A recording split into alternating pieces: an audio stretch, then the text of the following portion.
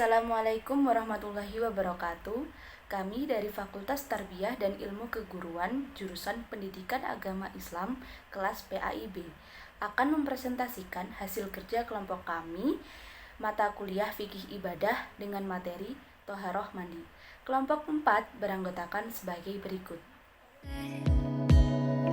그냥 좋아한단 말도 안 되는가요?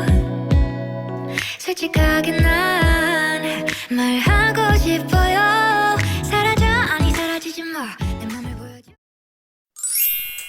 A. Pengertian mandi. Mandi menurut bahasa mempunyai arti yaitu mengalirkan air secara mutlak terhadap sesuatu. Menurut arti syara adalah sampainya air yang suci ke seluruh badan dengan cara tertentu.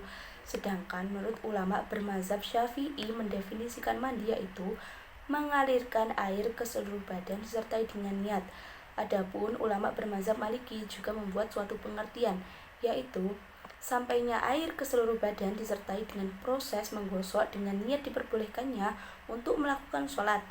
Adapun tujuan dari mandi itu sendiri yaitu selain kita melaksanakan suatu ibadah yang berupa bersuci dari hadas besar, tapi kita juga membersihkan tubuh kita dari segala kotoran, dan itu sangat dianjurkan oleh Nabi, seperti dalam hadisnya yang berbunyi At-tuhuru syatrul iman, yang artinya kesucian adalah sebagian dari iman. Landasan hukum.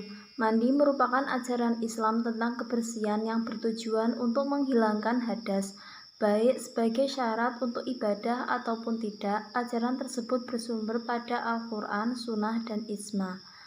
Adapun ayat-ayat Al-Quran yang menunjukkan perintah tentang mandi terdapat beberapa ayat, diantaranya adalah Quran Surat Al-Baqarah ayat 22 yang artinya, sesungguhnya Allah menyukai orang-orang yang bertaubat dan menyukai orang-orang yang membersihkan diri. Ayat tersebut memberikan pengertian bahwa mandi termasuk membersihkan diri, mensucikan diri dari hadas, kotoran, material, sehingga dapat mendatangkan cintanya Allah Subhanahu wa Ta'ala.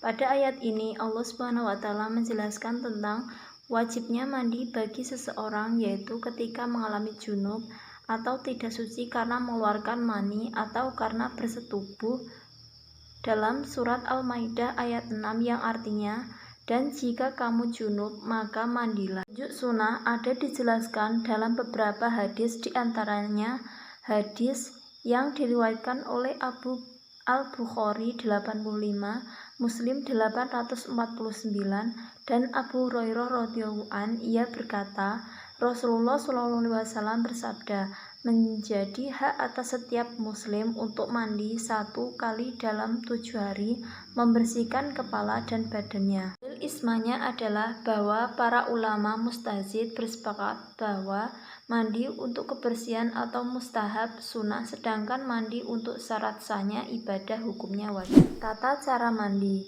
1. Niat dilakukan pada waktu memulai pekerjaan membersihkan bagian-bagian badan yang pertama, dan tidak batal bila diniatkan lebih awal dalam jarak waktu yang tidak terlalu lama. 2. Mengalirkan air ke seluruh tubuh sampai merata. Apabila masih bisa dianggap merata, maka boleh disiram beberapa kali. Selain rukun mandi tersebut, ada beberapa amaliyah sunnah yang lebih afdol dikerjakan ketika mandi. Sunnah-sunnah tersebut yaitu membaca basmalah pada permulaan mandi, 2. Berwudu sebelum mandi, 3. Menggosok-gosok seluruh badan dengan tangan, 4. Mendahulukan yang kanan daripada yang kiri, dan yang terakhir adalah tertib. Perkara-perkara yang menyebabkan mandi ialah salah satunya 1. Mimpi basah, yaitu ketika ia bangun ia tersadar ada bekas-bekas di sarungnya, maka ia wajib untuk melakukan mandi. Jika tidak ada bekas, maka ia tidak wajib untuk melakukan mandi. Terus yang kedua adalah